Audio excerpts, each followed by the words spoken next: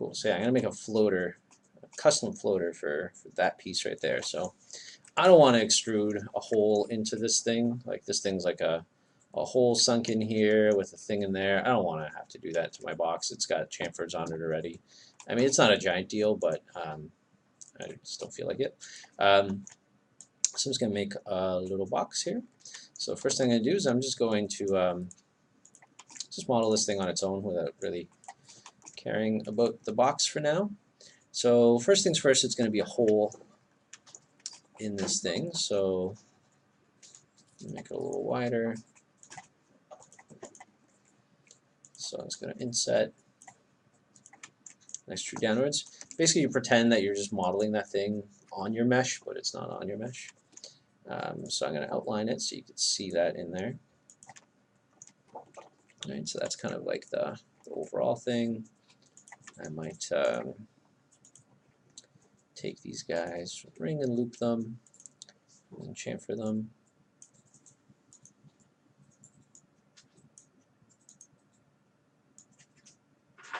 Just so they're a little round. And then, what is this thing? So that's like a in plate, you get your hand under there. And then this is like a little box that you like lift up or something. So make that guy.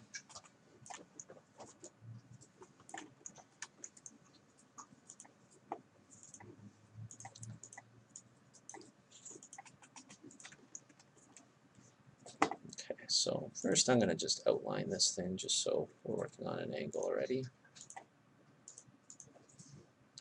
I'm going to chamfer this one edge a lot.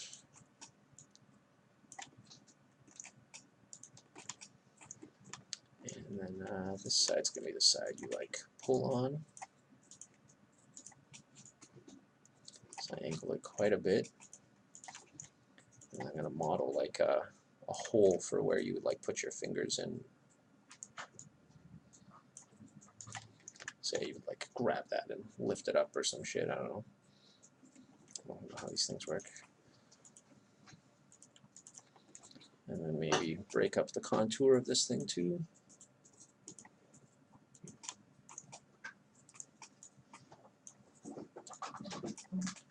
That. Chamfer that up a bit.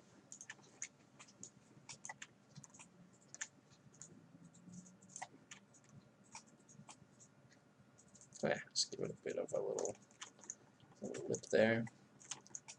And then maybe just put in some other detail just because detail is fun.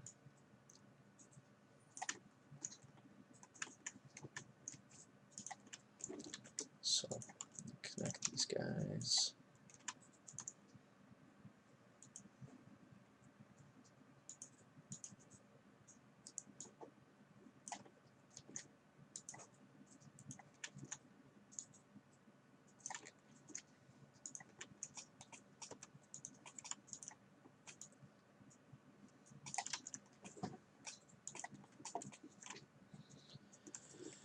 Yeah, so let's see here. So we got that. We got like a little triangle thing on there, which I might just do as another floater. But yeah, we got that. You port your Herndon. Maybe do like a little like handle or something coming there too. Do a line.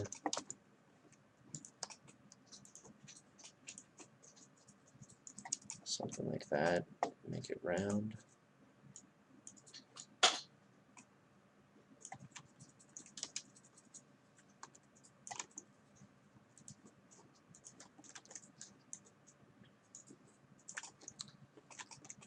Let's put that handle.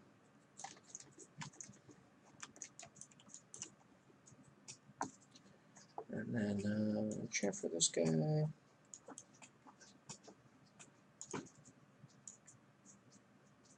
Oh, that's doing weird shit. Make sure this is all one corner.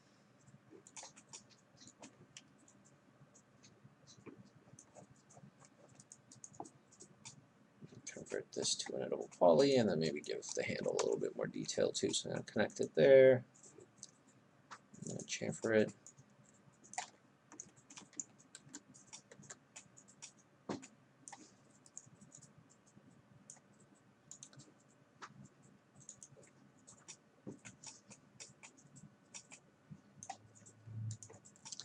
And then extrude this handle too, just to give it, again, some detail. Oh shit.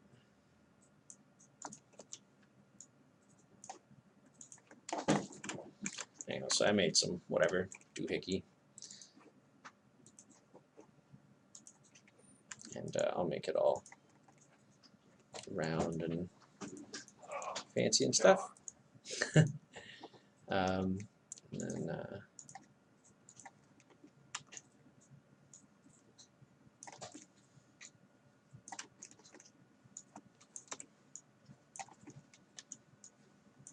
no way I could throw it on here.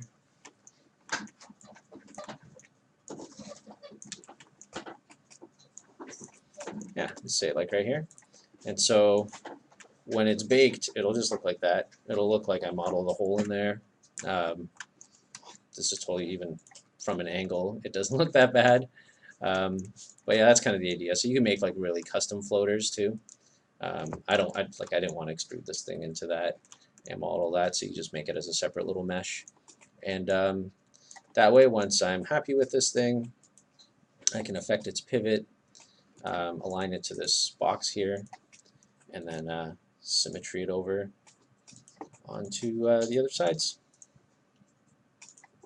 And that way I'll have, you know, all 4 sides done without having to actually model that stuff in there. So yeah, anytime that a piece of your object isn't actually changing the silhouette of it, you can make it a floater, a separate mesh, whatever it is, whatever makes it easier for you. 'Cause sometimes you could like spend forever trying to figure out how to incorporate something in there, and sometimes there's a solution where you're like, let's just make it separate, you know, add it on after. And we'll do this as like a 2 render pass, so we'll bake out the box first, then we'll bake out the floaters, and when they're assembled, you won't know the difference. So should be pretty good. So hopefully, you know, I think you can probably get away with that, because that stuff's like tucked in under a handle too, so there'll be geometry over it as well, so it'll be a nice kind of mix of things. Even for this one, even after I bake out this floater, I could still cut this out in the final geo and like sink it in a little and extrude it out and like model out that floater a little bit too, if I really wanted. All depends on what scale this is, right? I mean, if you know, if my dude is, I totally didn't make a dude first. So right now these crates are gigantic, right? Like that's a human. So my crates are gigantic, right? You know, if this crate's like this big, I'm probably gonna want to model those in the low poly too. So you know, I'll depend on how I bake my stuff out. And then if it's like this big, you know, if that's a human, then who cares? Those could just be little floaters. All depends on the scale, right? Which, now thinking about it, maybe I do have to model these things. I don't really want to.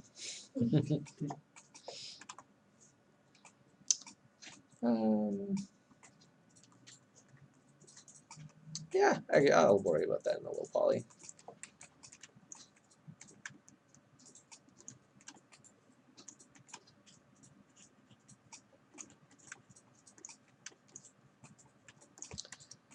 I could always just incorporate these guys in here too.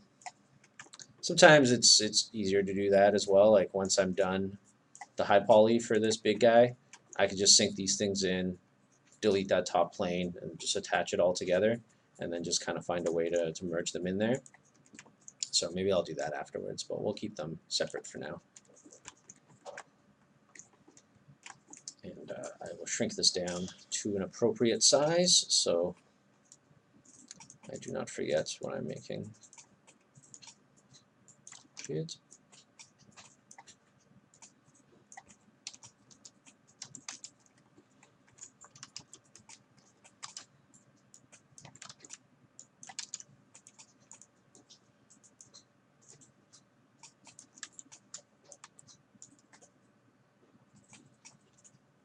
How big is a crate? Crates are pretty big.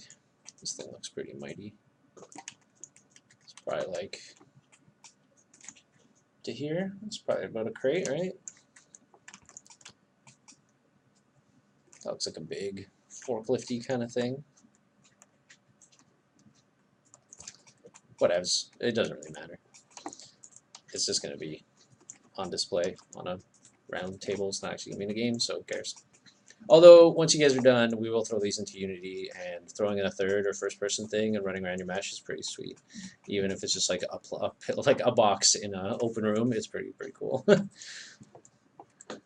just feels like an actual game asset. All right, cool. So that's a little bit of a floater there.